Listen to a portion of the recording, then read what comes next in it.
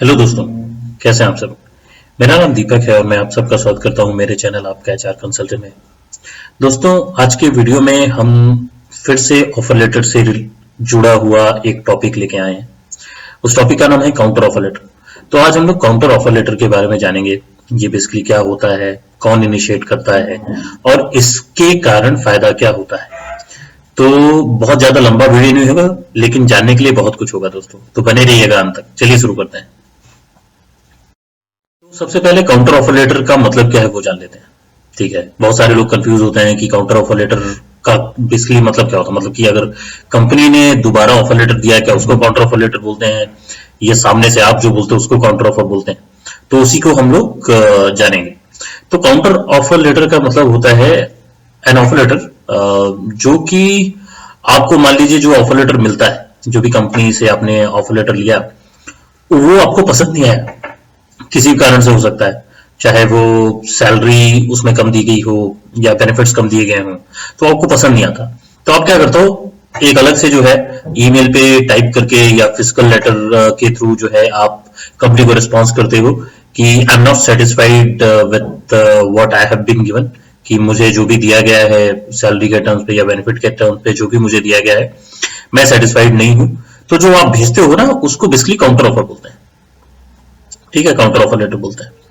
अब a salary that isn't high enough based on the experience and what a candidate brings to the table is most common reason people write counter offer letter. तो counter offer letter लिखने का सबसे major कारण होता है कि जब कोई पर्सन जिसके पास अच्छा खासा एक्सपीरियंस है और उसके बाद जब वो इंटरव्यू क्रैक कर लेता है, क्रैक करने के बाद सारी बातें एचआर से डिस्कस हो जाती हैं, उसके बाद भी जब कंपनी उसको लेस ऑफर करती है जो कि मार्केट के हिसाब से और उसके एक्सपीरियंस के हिसाब से कम है, तब काउंटर ऑफर लेटर जो है अधिकतर कैंडिडेट लिखते हैं। होप आप लोगों को क्लियर हुआ होगा डेफिनेशन दोस्तों।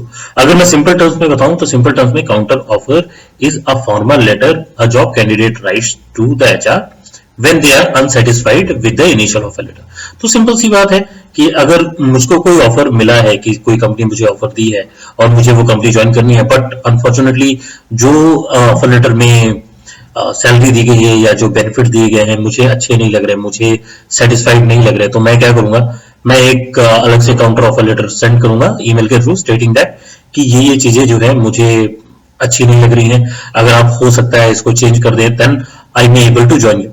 तो इससे फायदा क्या होता है कई बार कि जब आप काउंटर ऑफर करते हैं ना, जब काउंटर ऑफर लेटर आप लिखते हैं किसी भी कंपनी को या किसी कंपनी के एचआर को, तो उसमें फायदा कई बार जो है अधिकतर टाइम पे कैंडिडेट का ही होता है। तो कंपनी की तरफ से फिर वो काउंटर ऑफर लेटर जो है दिया जाता है स्टेटिंग दैट कि हाँ, आपको जो है जो आपने काउंटर ऑफर मांगा था वो हम दे रहे हैं, या फिर आप उसके आसपास तो नेगोशिएट होके पहुंच ही जाते हैं।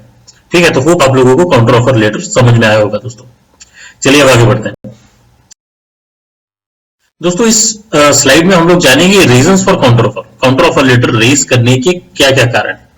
ठीक है, जो सबसे पहला कारण है ना दोस्तों, जो पहले तीन कारण है जो मैं बताऊंगा वो सैलरी से रिलेटेड है। तो जो सबसे पहला कारण है वो है salary is less than skills. ठीक है, तो जो सैलरी है, अगर आपके पास जो स्किल सेट्स है, जो भी आपके पास है, आपको ये चीजें आती है वो चीजें आती हैं, आपके पास जो भी स्किल सेट्स है उसके हिसाब से जो आपको सैलरी दी गई है वो बहुत कम दी गई है, तब आप काउंटर ऑफर लेटर रेज करते हो और आप ईमेल करके या फिजिकल फॉर्म में एक लेटर सेंड करते हो कंपनी को स्टेटिंग की आई am not happy with the salary जो मेरे को दी गई है, ये मेरे स्किल सेट्स के बहुत कम है। देन अगला जो पॉइंट है वो है salary is less than market. तो मार्केट में जो सिनेरियो चल रहा होता है, जो भी मार्केट में करंट सैलरी चल रही होती है, जिस पोस्ट के लिए आपको चुना गया है, अगर उसके हिसाब से सैलरी आपको कम दी गई है, तब भी ये काउंटर ऑफर कैंडिडेट रेज कर सकता है और करते ही नहीं है। बहुत मजबूरी होती है तब ऐसे किसी कारणों से जो है कैंडिडेट उन कंपनी को ज्वाइन करते हैं, अदरवाइज जो है काउंटर ऑफर लेटर लिखते ही लिखते हैं कि नहीं देखिए सैलरी मार्केट के हिसाब से बहुत कम है, तो मुझे जो है मार्केट के हिसाब से अपनी सैलरी चाहिए। अगर वहां से कंपनी की तरफ से आ जाता है वो एक्सेप्ट कर लेते हैं, देन कैंडिडेट ज्वाइन करता है, अदरवाइज नहीं करता है, वो दूसरी कंपनी के लिए जाता है। देन अगला आता है salary is less than cost of living area. तो फॉर एग्जांपल के तौर पे अगर मैं ले लूँ कि आप बैंगलोर में कार्यरत हैं, ठीक है, आपको बैंगलोर की कंपनी से कॉल आता है और आप इंटरव्यू निकाल लेते हैं, सब हो जाता है, सब बढ़िया रहता है। लास्ट में आपने एक जो है सैलरी डिसाइड की कि मुझे इतनी सैलरी चाहिए, और एचआर से बात करके आप घर आ जाते हैं, यू थिंक कि हाँ बढ़िया से ऑफर लेटर मुझे आ जाएगा। एंड जब अगले दिन सैलरी के लिए जो ऑफर लेटर आपको आता है, उसमें जो आपकी सैलरी जो दी गई होती है, वो जो आपने एचआर से बात करके तय की थी सैलरी, उससे काफी कम होती है, ठीक है। और जो कॉस्ट ऑफ लिविंग एरिया है, जैसे बैंगलोर है, बैंगलोर के हिसाब से अगर आपको सैलरी कम लगती है तो आप सीधे जो है एचआर से बात कर सकते हैं। मतलब जो भी जिस भी एरिया में आप काम कर रहे हैं, उस एरिया के हिसाब से अगर सैलरी आपको कम दी जा रही है तो डेफिनेटली आप काउंटर ऑफर लेटर रेज कर सकते हैं, ठीक है। तो ये तीन कारण जो है बेसिकली सैलरी से रिलेटेड है। पहला, स्किल सेट्स के हिसाब से आपको सैलरी कम दी जाती है, दूसरा मार्केट के हिसाब से आपको सैलरी कम दी जाती है, और तीसरा कॉस्ट ऑफ लिविंग एरिया के हिसाब से सैलरी अगर आपको कम दी जाती है तो आप उस हिसाब से काउंटर ऑफर लेटर रेज कर सकते हैं। देन लास्ट के जो दो पॉइंट है दोस्तों, वो है आखिरी में लेस बेनिफिट्स। अगर आपको बेनिफिट्स भी कम मिल रहे हैं, ठीक है, फॉर एग्जांपल आपने दूसरी कंपनियों से कंपेयर किया कि भाई बेनिफिट्स ऐसे ऐसे करके उस कंपनी में दिए जा रहे हैं, तो अगर आपको बेनिफिट्स भी कम लगते हैं तब भी आप जो है काउंटर ऑफर लेटर रेज करते हैं।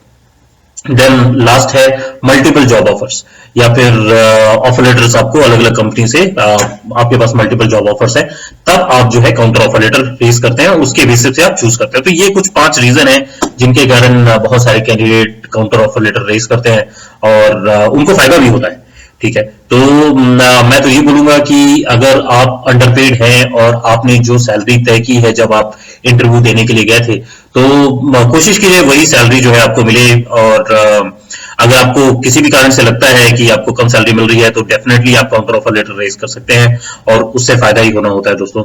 और अगर आप का टैलेंट अच्छा है और अच्छे कैंडिडेट है, आप कंपनी के लिए एसेट है, तो डेफिनेटली कंपनी आपको जो है रिटेन करेगी, वो आपको जाने नहीं देगी।